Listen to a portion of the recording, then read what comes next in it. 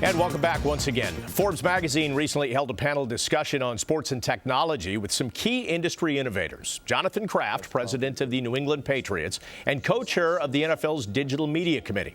John Collins, the chief operating officer for the NHL. Richard Brand, the sports and media attorney behind some of the biggest rights deals making headlines. And Chuck Pagano, the chief technology officer at ESPN. And the host for the evening was our own Michael Ozanian. What are some of the enhancements you think that we may see, either in terms of the fan experience at the stadium or how broadcaster like ESPN will bring that into the home? We would want to do more cameras at points to get better storytelling from the stadium. We work with our partners in stadiums to try to figure out how to tell the story better from the home perspective, so it complements the experience in the stadium in a positive manner. I don't have a definitive what's it going to take, because the thing is changing this fast, and that's the thing, you can't keep up with it. There is no trend. One of the things I bet that happens, and I'm sure ESPN will innovate in this area, is putting sensors on the players for biometric data that will then be incorporated into the broadcast. So many people are into fitness today. They like to see that, whether it's how fast somebody was running, how fast a ball was moving. You get that with pitches today in baseball, but you don't get it in football. How much distance somebody has run, what type of G-force a lineman has gone up against. How many watts of energy has he exuded out of it? Right, how many, exactly. And I think that type of biometric information will be one of the things that technology lets you do. And I'm sure, at least as relates to football, we'll find a way to eventually create new statistics around this biometric information, but also, have an RFID tag in the ball, and if it crosses the plane of the goal. And there's lots of issues with which part of but it'll get worked out, and I think that'll probably just continue to enhance. Right, they're talking about putting something in the shoulder pad. You'll be able to tell how fast he ran. A G-force sensor in the helmet to see how hard he got whacked in the head, and it's those are interesting things to avid sports fans. I think some of that will be done, whether it's through sensors or through imaging technology such as radar. Where are the revenue opportunities increasing the most with this new technology in arenas? I think arenas and stadiums in general, it depends on how far back you want to look, but if you think of the old signage, the old, hard, brick and mortar signage, if Barclays wanted to have a sign, you'd build that sign, you'd put it up, and you would never take it down. And if you wanted to change it, you'd have to take it down and fix it. With all of the electronic and the LED signage and all, you have a lot of things. First of all, you have more stuff you can do.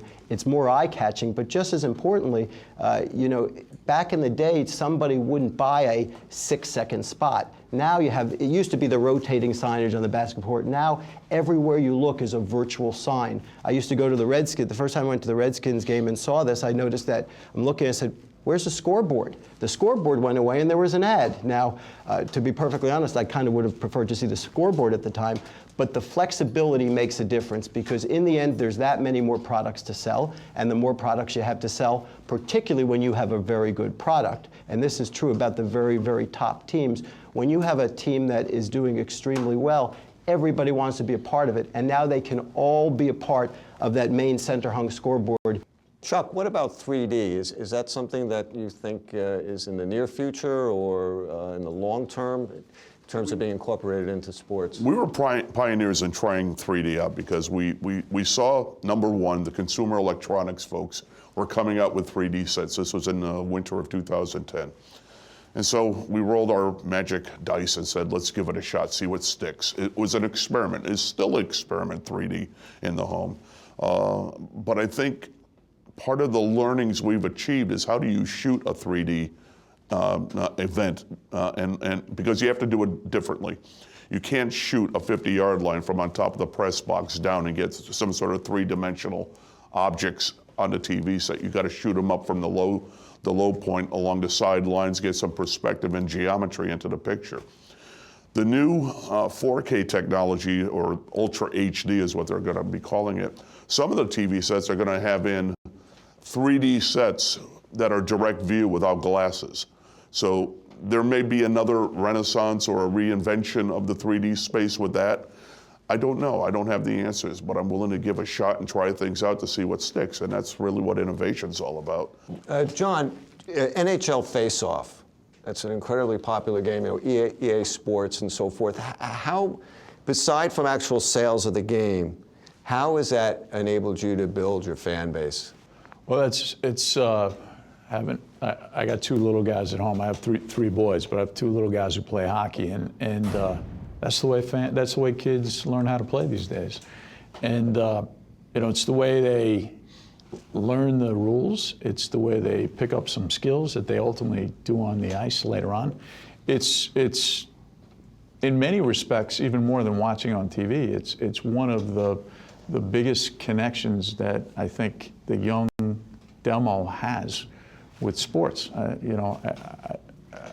think that's probably the same case with the NFL. You talk to high school football coaches who've been doing it for 20, 30 years, and they say these kids come in today demanding sophisticated offenses and defenses because from the age of whenever they start playing Madden at 7 or 8, they're used to spread offenses. But it's true, we have this coaches combine where we take high school coaches from all over New England and we give them with some Patriot coaches and we bring in D1 college coaches, and you talk to these guys, and the guys in their 50s and 60s who've had it as a career, who had the basic sort of I formation, 2 receiver sets, and they're blown away by what these kids come in demanding and expecting. And I had one coach tell me, I basically let the kids now advance our playbook, and they run it by me, and if I like it, it's good, and they get it all from Madden. And I think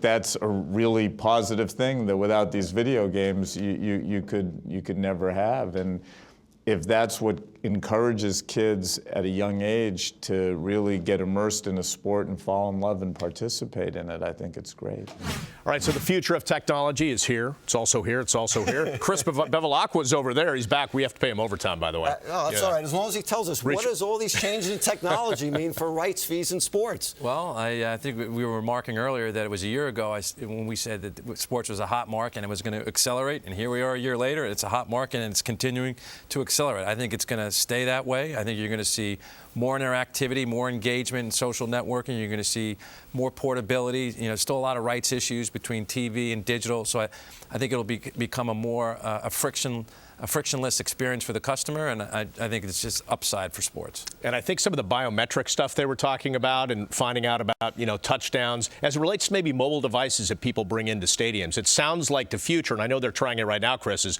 really ramp up the mobile capability inside stadiums. Well, yeah, there's a big issue going on now about attendance and people having a 60-inch plasma at home, high def, and being able to, I don't want to go to the game, I'll stay at home and watch it, because you can't have the same interactive experience you can at home because they have issues inside of the stadiums with capacity. So I think what you're going to see now is Verizon and AT&T really building out high-density wireless so that you can have that kind of experience in a stadium and have an interactivity and all the social networking that you can do off your mobile device in a stadium, so that you keep people wanting to come to the stadium as much as the entertainment's right in front of you.